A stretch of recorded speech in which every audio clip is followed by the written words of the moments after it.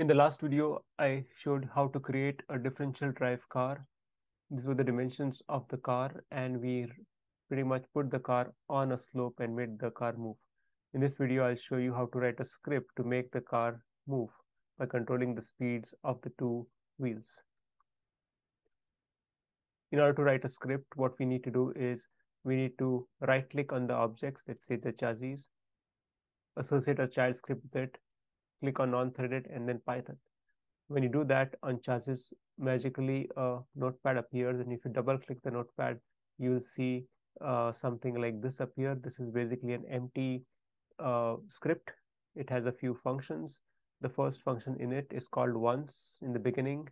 The actuation and sensing is called continuously in loop, and the cleanup is the final, is a call to the function when you stop. It basically clears variables and so on. We will not really use cleanup in this video, but we'll see the use of other init actuation and sensing. This is where I had stopped. I'm going to delete the plane. I don't need it.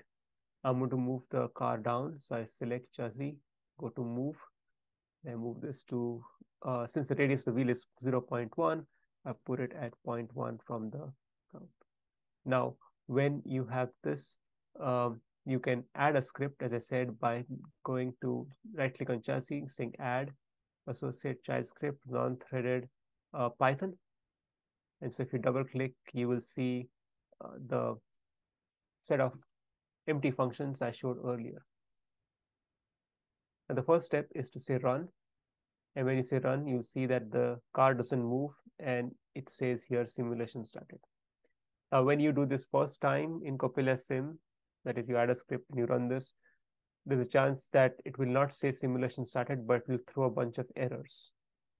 In this case, there is a set of things you need to do in order to tell CoppeliaSim that where the Python is located on your computer. What I've done here is I've created a set of instructions which basically tells you to run a particular script, checks for the errors, and then it tells you how to go about telling CoppeliaSim where Python is located. So I'm posting these instructions in the description. I'm not going to go over those details, but you need to get Python to work before you can do any of the things I present in this video. The main goal here is to control the differential drive car. For this, we'll be using the regular API reference extensively. This is the link. I will reference functions and use them in today's video. In particular, I'm interested in doing velocity control of the two joints, the left and right wheel. So I initialize a parameter to set velocity control, and then I set the velocity of the joint to whatever I want. So let's do this and make the car move. So I open the script. Okay. First thing I do is I will create a handle for the left and right joint. Okay, so once I have those, I can then set them to whatever speed I want. So let's do that. So for that, what I'll say is joint right equals sim dot get object, and it actually gives you a hint on how to do that. So you need to give it basically the handle in the scene. So it's going to be done in this format: /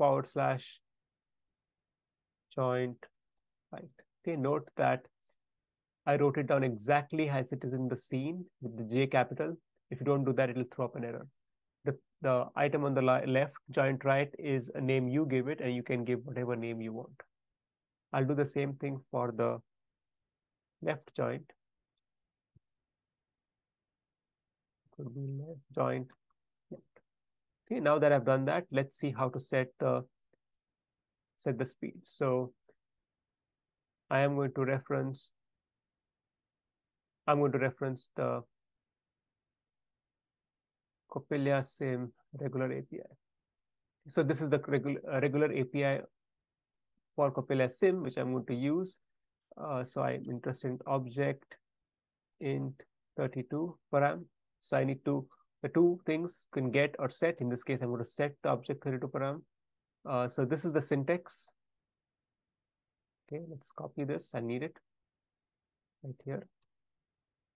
Okay, so what this says is I need the object handle. So let's say if I want to set the speed of the, in this case, I'll set the velocity control. So let's do that for the right one, joint right. So I'm using the sign handle, joint right. I need the parameter ID and then the parameter. So let's look at the API to figure that out. So to get the parameter ID and parameter, I need to go to this list of all possible object parameters. Next, I need to search for joint. So these are the parameters for joints. Okay. The one I'm specifically interested in is set the sim joint param dyne control mode. That sets the control mode. So I'm copying this. That's the parameter ID. And that has a list of options. And those options are available here, dynamic control mode of the joint. These are the options. So it could be free, no torque, force control, velocity control, and so on. So let's just in velocity control. Take this, go here and put it there. With that done, let's copy this, paste it, and do the same thing for the left joint. Okay, now that we've set both of them to do velocity control, we've still not set the velocity. So let's set the velocity. So for that, I'll go back to the API. I can close these.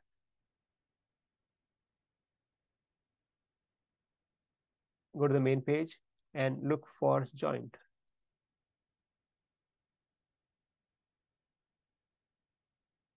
Okay. Joint. Okay, joints. So we can have here set target, set joint target velocity. That's the one I'm interested in. So let's take that, put it here. In fact, let me see what the syntax is. Look here. So give the handle, give the target velocity, and there are a bunch of things which I don't care about. So I just need to set these two. Back, set this to the joint left, and let's say I want to set the speed to 2.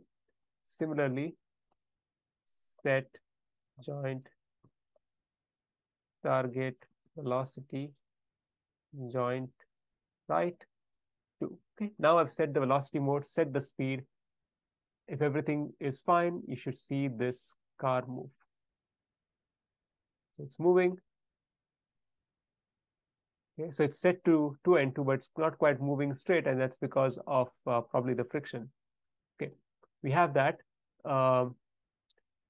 What we want to do now is we want to change the speed. Okay, so what we can do is we can use time to change the speed. So you can get simulation time by using sip.get simulation time. Okay, so this gives that simulation time, and let's save it in T. Again, this can be found in the regular API. You can check it. If T is greater than, let's say 3 seconds, okay, what you saw was that it was turning left. And if I want to turn it right, then I'll have to increase the speed of the left wheel. So let's just do that. Let's just increase the speed of the left wheel. So from 2, let's put 5. Okay, now we can run this. Go straight. And then that gives an error. So let's look at the error. Okay. It says here joint left is not defined, and it's on line 20. Okay. Line 20, joint left not defined. That's because you've defined the joint left in the init, but it's not been available to this command. So what we can do here is we can define it to be a global variable. Joint left. We'll also need, let's say, joint right. We have this here. And now let's see if it works. Let's go straight and then starts turning. Okay. Let's turn it slightly more, maybe 8. So it keeps moving in a circle. Okay, that didn't work very well. Let's just change to 20.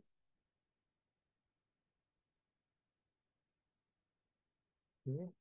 Maybe I need to make it turn slightly earlier. So 1 second. Okay, now it turned, but eventually it stops. Okay. Okay, so that is how we can set the target velocity. So to summarize, what we did was we set velocity control in it. We initialize velocity control, we set the target velocity, and then we use the simulation time to change the velocity to a new value. Okay.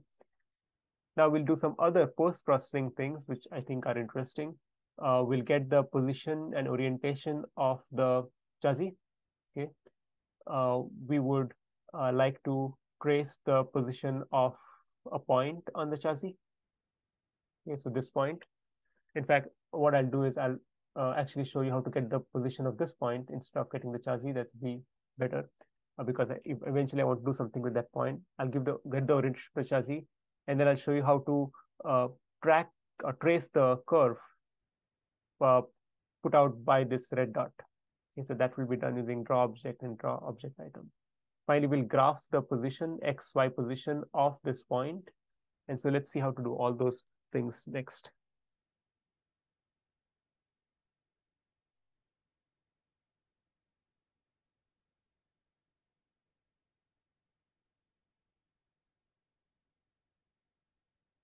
Okay, so this point is the point of interest.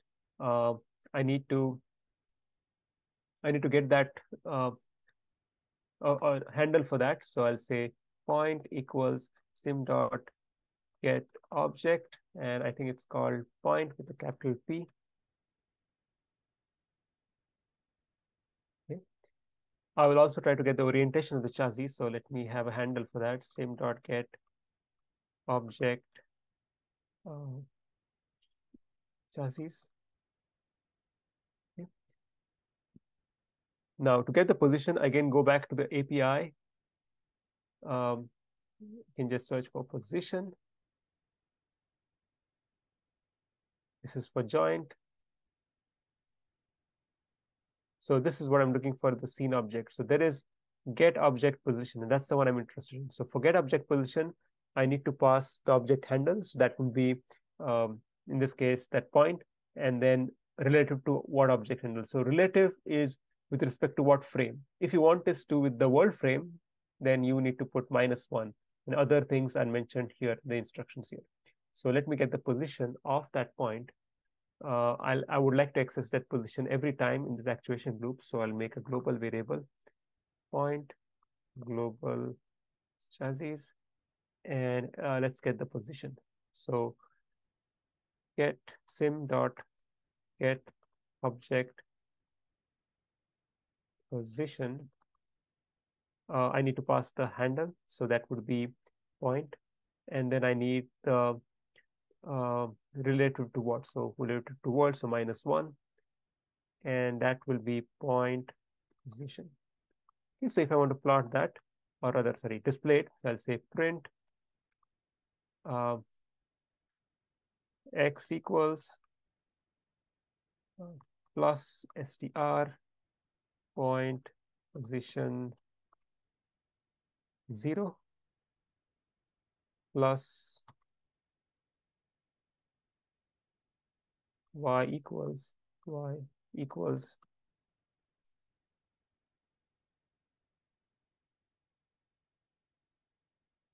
position 1, and I need to close this bracket. Okay, so if everything works fine, it print the x position and y position. So let's run this. Okay, so I'll stop this. So you can see it printed the x position and y position of this point. Okay, let's get the orientation of the chassis. So again, we go here and search for orientation. So it should be right here. Object orientation. Okay, so get object orientation is here. Arguments are same as before, object handle and relative to object handle, so it'll be -1, and gives you the Euler angles. So Euler angles is a way of representing 3D rotations. In this case, I'm looking at rotation about the z-axis. So for the 3 Euler angles, I'm interested in the third value. So we can get the position of the orientation of the chassis. The point doesn't have a position. So there's no point in trying to get the position of the point. Euler angles.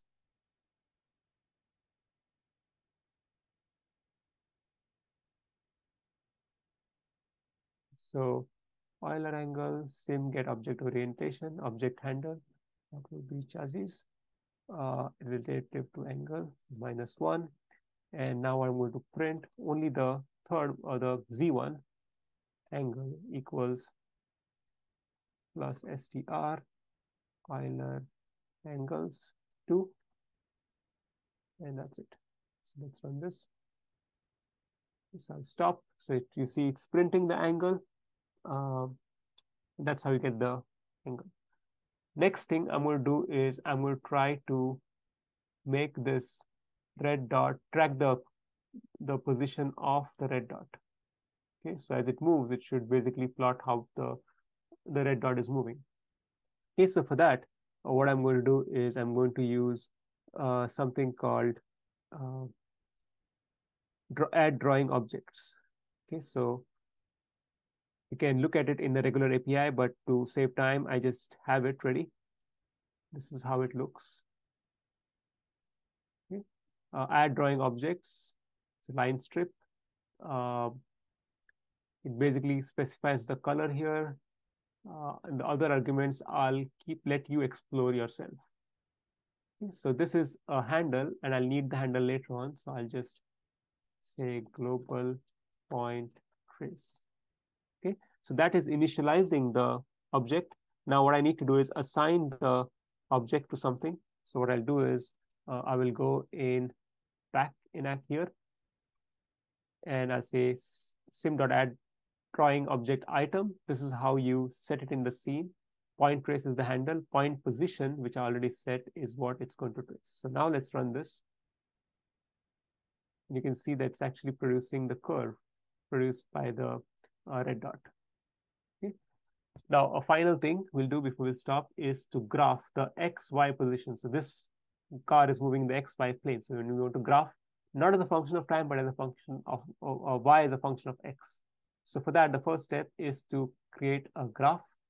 So I'll say add graph. Okay. And I'm going to pretty much copy paste things I wrote down earlier. Instead of trying to go to the regular API, you can search for them in the API. So what I'm going to do is I need to initialize the graph. So for that, that graph will actually appear here, XY graph. Okay, so in the initialization, what I'll do is I'll get an object for the graph. That would be graph equals sim.get object graph. Okay. I need to specify a global graph variable.